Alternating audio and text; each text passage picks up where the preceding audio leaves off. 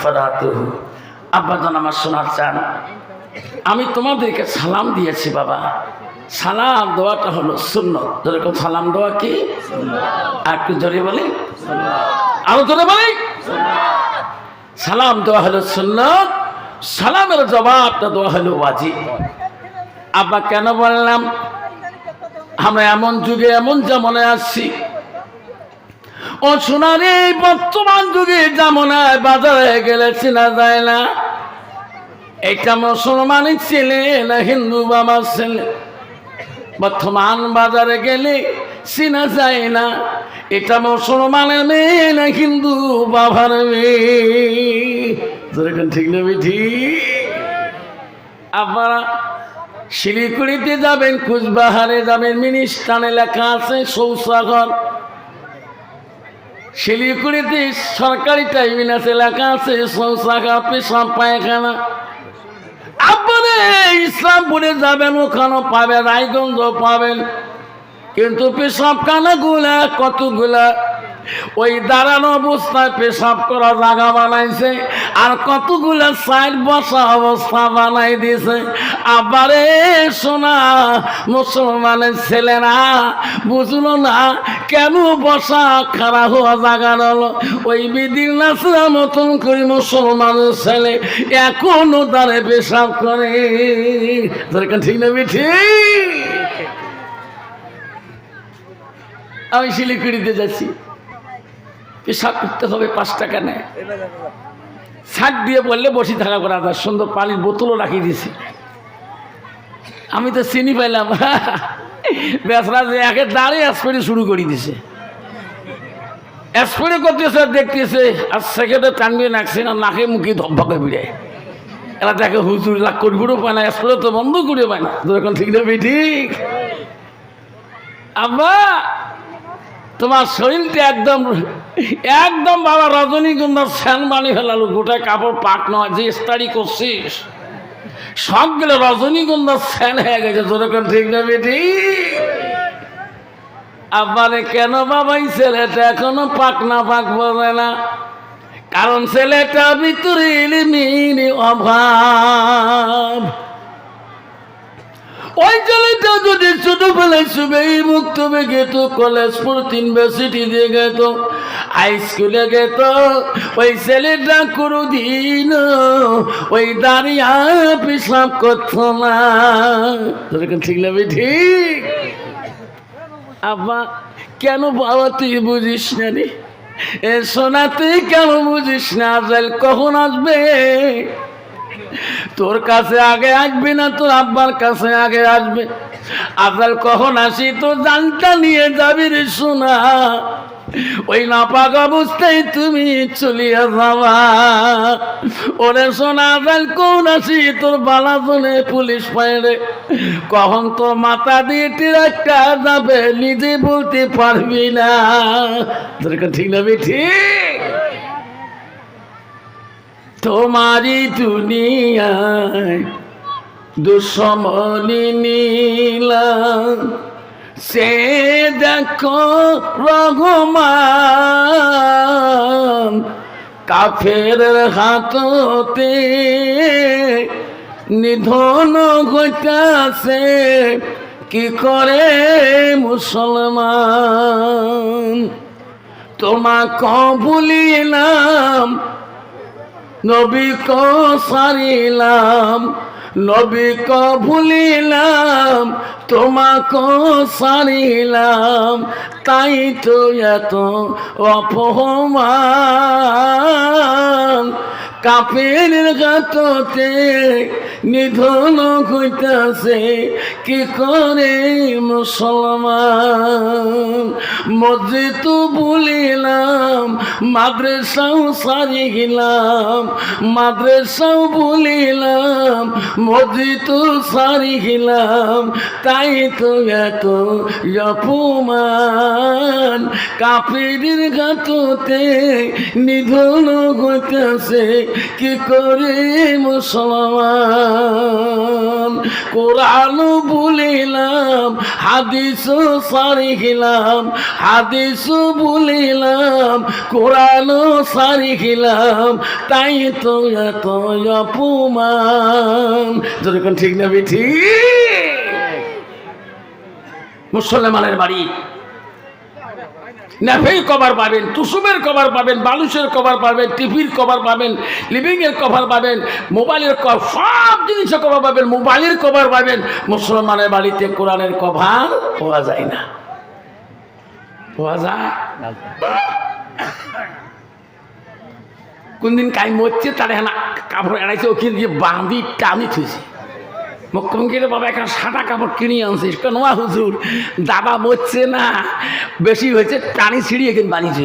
তোর কাপড় কেনা বসে নাই তোর এখন ঠিক না? ঠিক বাবা, তোর মোবাইলের কভারটার দাম কত? হুজুর 400 টাকা নিচ্ছে। দামি কভার,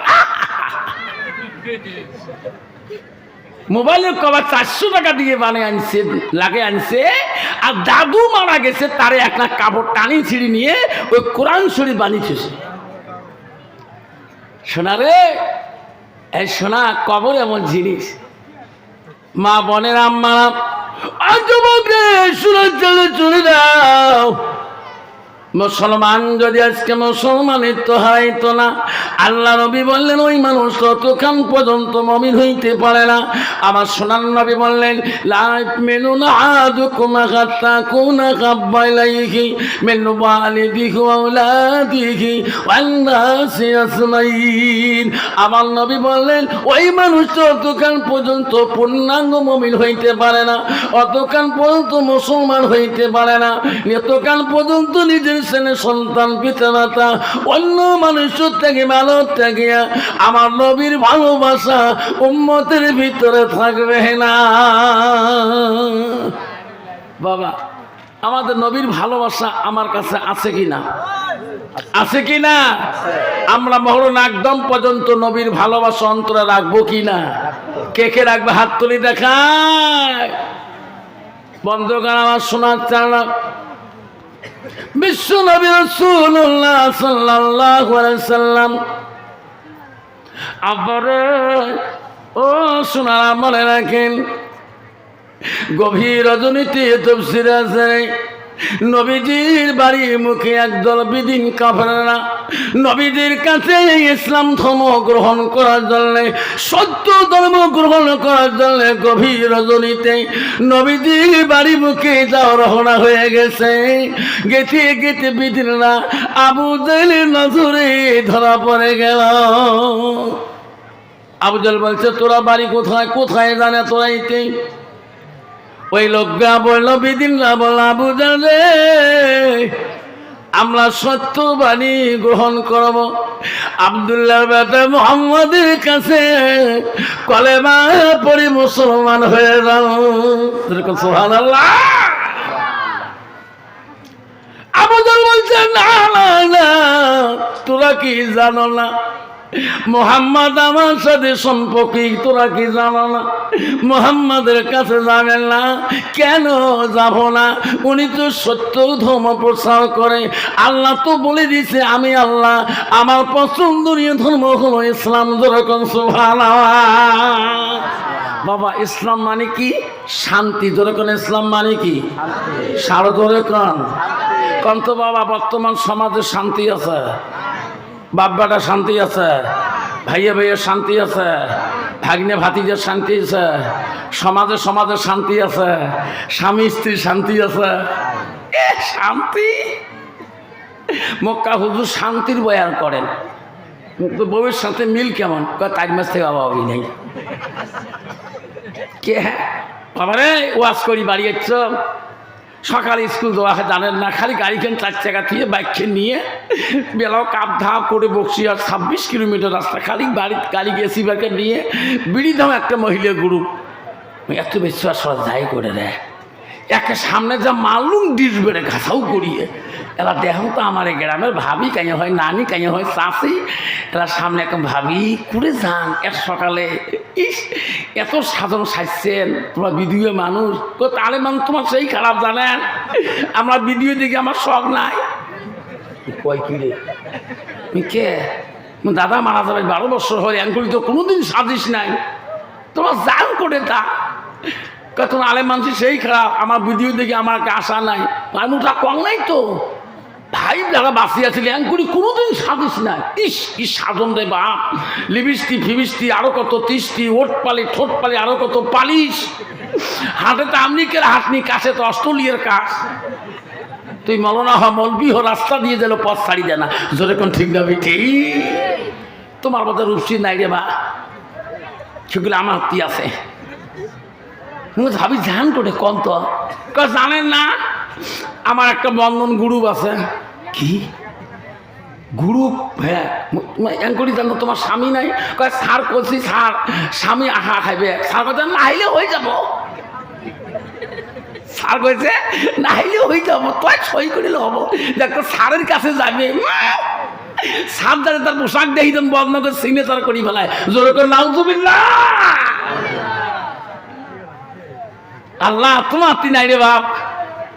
মা বোনেরা আম্মারা শুনে রাখো, ও রূপসীর মা বোনেরা গো, দাও ভাঙের মা বোনেরা শুনে রাখো। আল্লাহ নবীকে বললেন আলমারাতু ইযা সাল্লাত খামসাহা, আমার নবী বলে কোন মহিলা যদি কোন নারী যদি 5 ওয়াক্ত নামাজ পড়ে, ওয়াসামা শাহরাহা, ওই মেয়েটা যদি রমজান মাসে রোজা করে, ওয়াসানা ফরজাহা, ওই মেয়েটা যদি পর্দায় পুশিদায় থাকে, ওয়াতাত বালাহা, ওই মেয়েটা যদি স্বামীকে ভালোবাসে, স্বামীকে ভালোবাসা দেখায়, আমার রাসূল বলো ফাকাদা কুল মানায় আবু আবিল জান্নাত। নবী বলো এই নারীদের জন্য আল্লাহ 8টা জান্নাতের দরজা খোলা রাখবে, যেরকম সুবহানাল্লাহ। নাই তাকবীর। মা বোনেরা, মা আল্লাহ রসুল কি সুন্দর কথা বলে গেছে, তোমার জন্য 4টে কাম করে রসুল আবিষ্কার করে গেল। এই নারীতে যদি 4টে কাম করতে পারে, 1 নম্বর 5 ওয়াক্ত নামাজ পড়তে হবে, 2 নম্বর রমজান মাসে রোজা করতে হবে, আর 3 নম্বর পর্দায় পুশিদায় থাকতে হবে, আর 4 নম্বর স্বামীর ভালোবাসা দেখাইতে হবে। আল্লাহ নবী বলল কোন নারী যদি স্বামীর আগে মারা যায়, আল্লাহ রসুল বলো ওয়াজাউজুহা আনহা আলাদিন, আর স্বামী যদি তারপরে রাজি খুশি হয়ে যায়, রসুল বলো দেখালাতিল জান্নাত, সেই মেয়েটা হবে জান্নাতি। যেরকম সুবহানাল্লাহ। আমারে আর বর্তমান যুগে নারী, ইস যদি স্বামী মারা যায় এর মতো না কাই, কি পাওয়ার কি লাস্টত কয় হুজুর তোমরা কালকে সাইকেল অফিস যাওয়ার পার নাই, কয়ে ভিড় যেই মুই গেছো সার মুখ চেয়া ছাড়ি দিয়ে, ওই যে যেটা তো যায় সারা আগতে ভয় খায়, তোর এখন ঠিক না ঠিক। মা বোনেরা খবর দাও না, তোমার পর্দাটাকে নষ্ট করবেন না মা। ও মা তুমি সদবা হও বিধবা হও, মা পর্দা করাটা ফরজ মা। তোমার স্বামী বলল যতটুকু পর্দা করা ফরজ, তোমার স্বামী থাকলেও অতটুকু পর্দা করা ফরজ।